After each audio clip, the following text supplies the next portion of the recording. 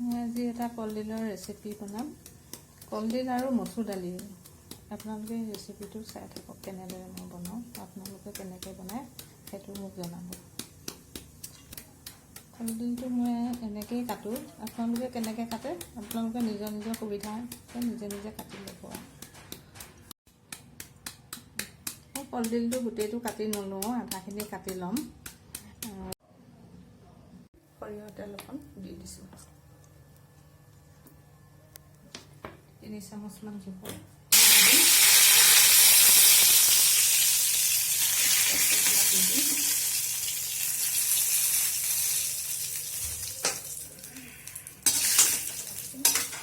এতিয়া পিঁয়াজখিনি দি দিম। কাটি থোৱা পিঁয়াজখিনি দি দিছোঁ।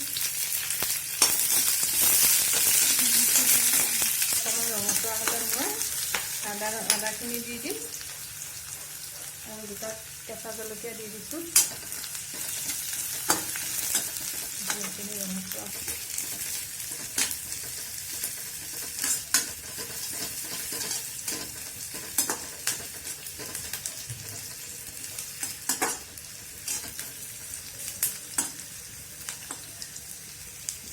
আদা নহৰু পেষ্টটো দি দিছোঁ।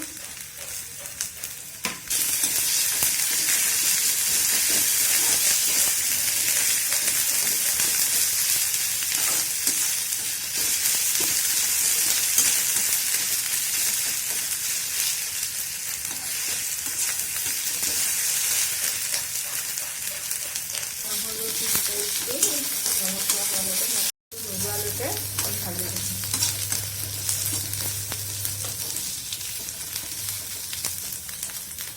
এতিয়া হৈছে, এতিয়া মই জিৰা 3 চামুচ দি দিছোঁ।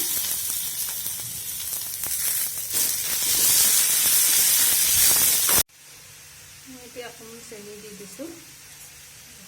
কাপোৰ ভাল হয় সেইকাৰণে মই অকণমান চেনি দি দিছোঁ। আপোনালোকে যদি নাখায় নিদিলেও হ'ব। অকণমান কলডিলখিনি সিজালৈ অলপ সময় ঢাকি দিছোঁ। এয়া দেখিছে নহয়, কলডিলখিনি ধুনীয়াকৈ ৰঙচুৱা হৈছে। মই এতিয়া তাতে মচুৰ দালিখিনি দি দিম। তিয়াই থোৱা মচুৰ দালিখিনি মই তাতে দি দিম আৰু আলু কেইটামান ইয়াতে দি দিছোঁ।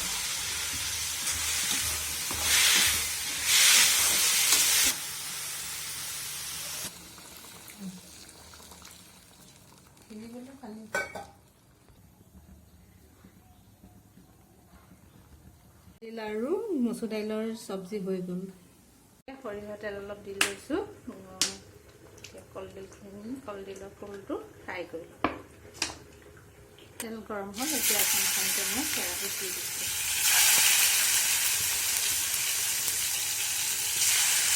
ইয়াতে বেচন দি মই এতিয়া ফ্ৰাই কৰি ল'ম কলডিলৰ ফুলটো।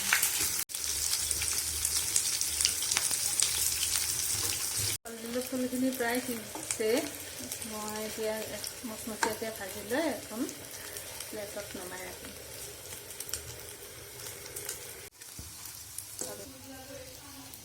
এয়া মই অপৰাজিতা ফুলৰ বৰ বনাইছোঁ। ফুলবোৰ মিহি মিহিকৈ কাটি লৈছোঁ। তাত মই পিঁয়াজ দিছোঁ, নহৰু দিছোঁ আৰু কেঁচা জলকীয়া দিছোঁ।